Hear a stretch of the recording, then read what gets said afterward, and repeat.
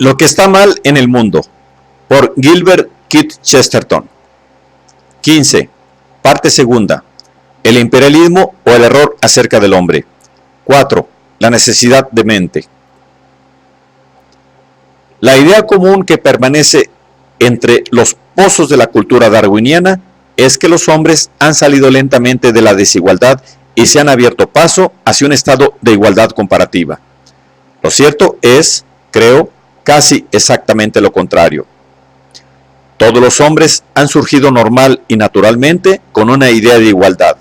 Solo la han abandonado al final y de mala gana, y siempre por alguna razón material de detalle. Nunca han sentido de manera natural que una clase de hombres fuera superior a otra. Siempre han sentido el impulso de asumirlo por medio de algunas limitaciones prácticas de espacio y de tiempo. Por ejemplo, hay un elemento que siempre debe tender a la oligarquía, o más bien al despotismo. Me refiero al elemento de la prisa. Si la casa se ha incendiado, un hombre debe llamar a los bomberos. No puede llamarles un comité. Si un campamento es sorprendido por la noche, alguien debe dar la orden de disparar. No hay tiempo para someterlo a votación. Es meramente una cuestión de las limitaciones físicas del tiempo y del espacio. En absoluto, limitaciones en el grupo de hombres gobernados. Si todas las personas de la casa fueran dirigentes, será mejor que no llamaran por teléfono a la vez. No, será mejor que el más tonto de todos pudiera hablar ininterrumpidamente.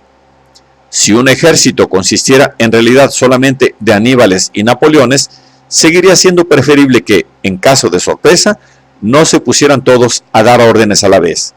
No, sería mejor que el más estúpido de todos fuera quien diera las órdenes. Por tanto, vemos que la simple subordinación militar, luego, lejos de apoyarse en la desigualdad de los hombres, se apoya en realidad en la igualdad de los hombres. La disciplina no incluye la noción carliliana de que alguien tiene siempre razón cuando todo el mundo está equivocado, y que debemos descubrir y coronar a ese alguien. Por el contrario, la disciplina significa que en determinadas circunstancias temiblemente rápidas, uno se puede fiar de alguien, mientras ese alguien no sea todo el mundo. El espíritu militar no significa, como imaginaba Carlyle, obedecer a los hombres más fuertes y sabios. Por el contrario, el espíritu militar significa, si es que significa algo, obedecer al hombre más débil y estúpido, obedeciéndolo simplemente porque es un hombre, y no 1000 hombres. La sumisión a un hombre débil es disciplina. La sumisión a un hombre fuerte es solo servilismo. Ahora bien, puede demostrarse fácilmente que lo que llamamos aristocracia en Europa no es en su origen e historia una aristocracia en absoluto. No es un sistema de grados espirituales y distinciones, como, por ejemplo, el sistema de castas en la India, ni siquiera como la antigua distinción griega entre hombres libres y esclavos. Es sencillamente lo que queda de una organización militar, enmarcada en parte para sostener el hundido imperio romano, y en parte para quebrar y vengar la espantosa matanza del Islam.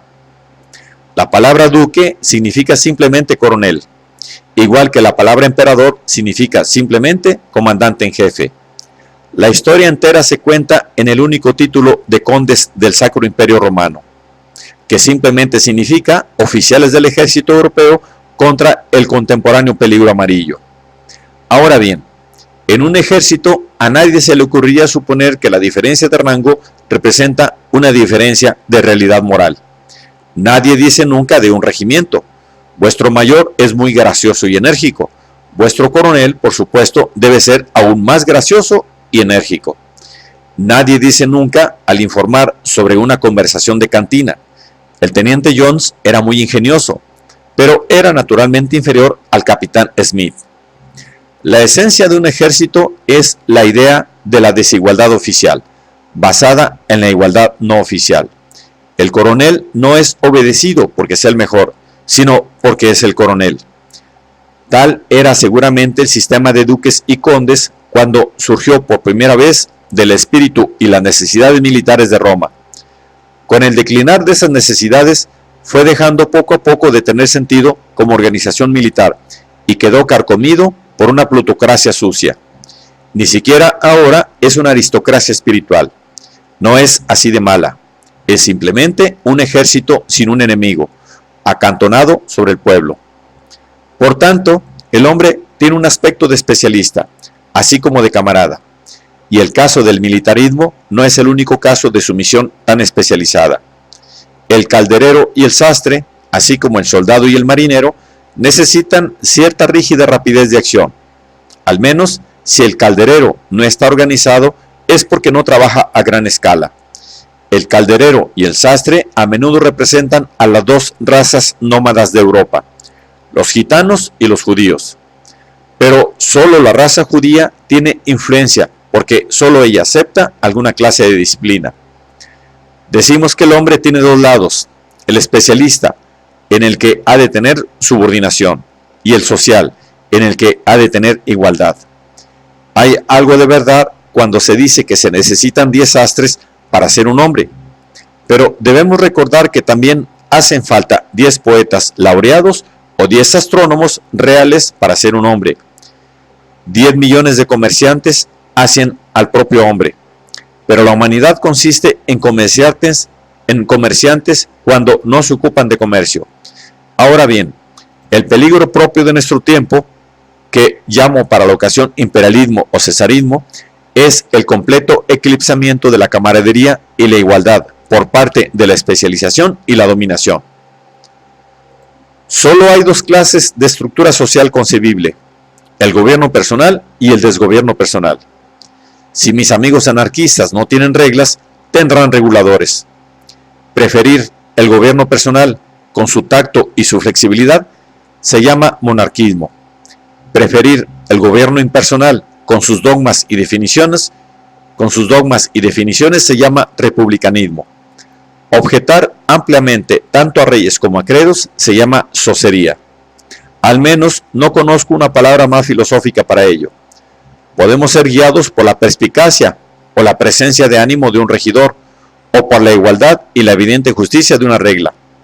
Pero tenemos que tener una cosa o la otra, o no seremos una nación, sino un desagradable lío. Ahora bien, los hombres, como aficionados a la igualdad y al debate, adoran la idea de las reglas, las desarrollan y complican hasta el exceso. Un hombre encuentra mucho más reglamentos y definiciones en su club, donde hay reglas, que en su hogar, donde hay un regulador. Una asamblea deliberada, la Cámara de los Comunes, por ejemplo, lleva esta pantomima hasta el extremo de practicar una demencia metódica. Todo el sistema está impregnado de una irracionalidad rígida, como la corte real en Lewis Carroll. Al parecer, el portavoz debería hablar, pero está casi todo el tiempo en silencio. Al parecer, un hombre debería quitarse el sombrero al entrar y ponérselo a salir, pero se lo pone para entrar y se lo quita para marcharse.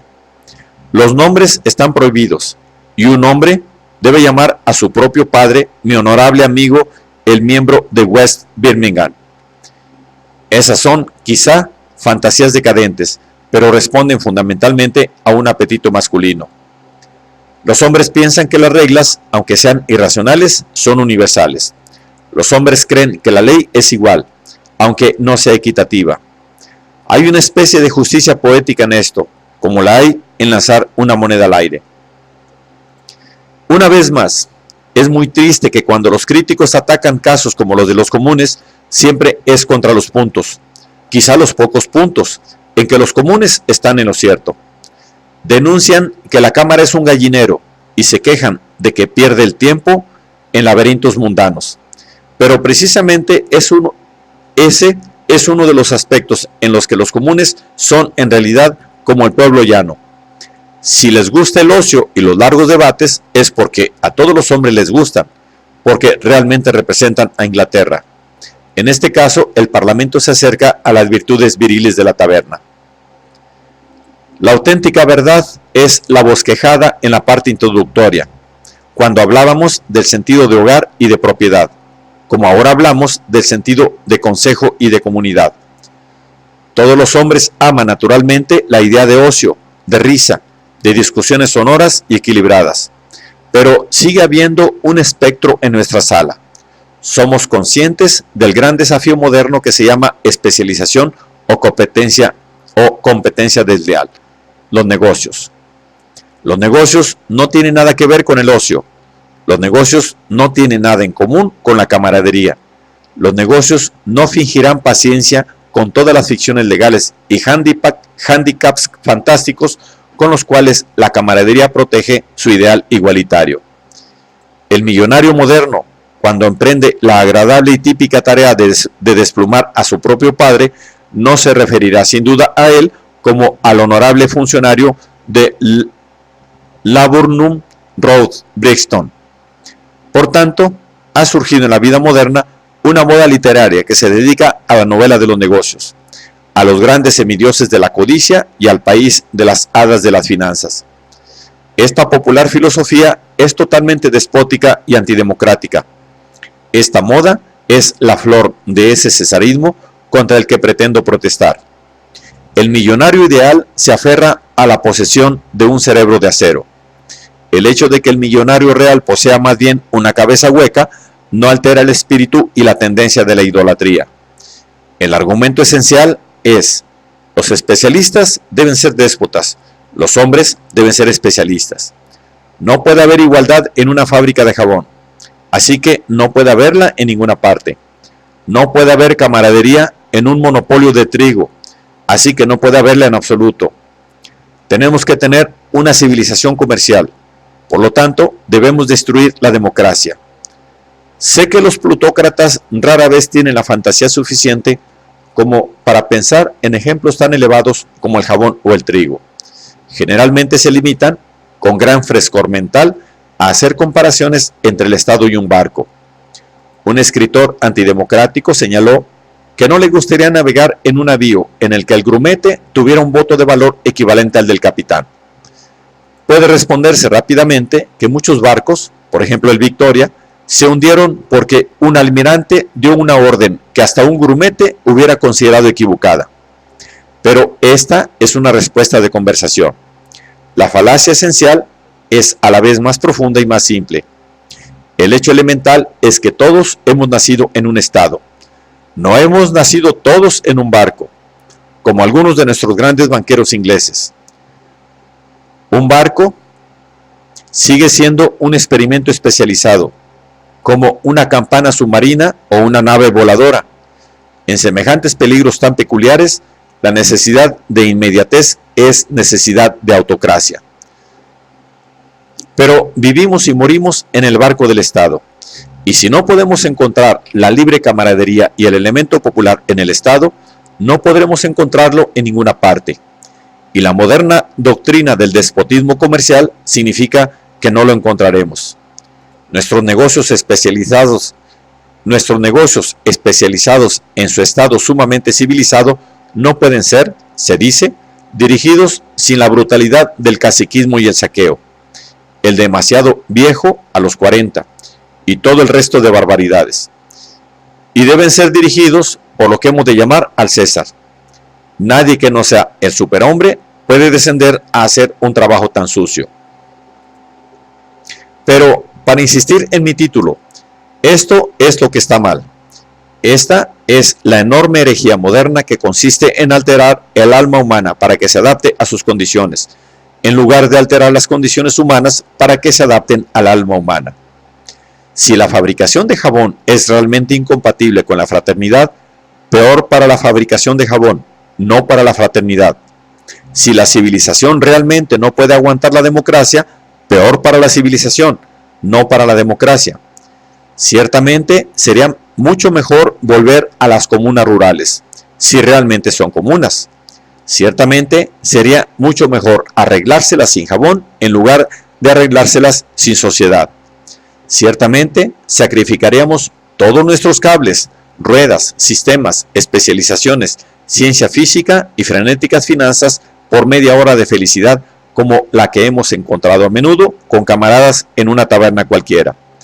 No digo que el sacrificio sea necesario, solo digo que sería fácil.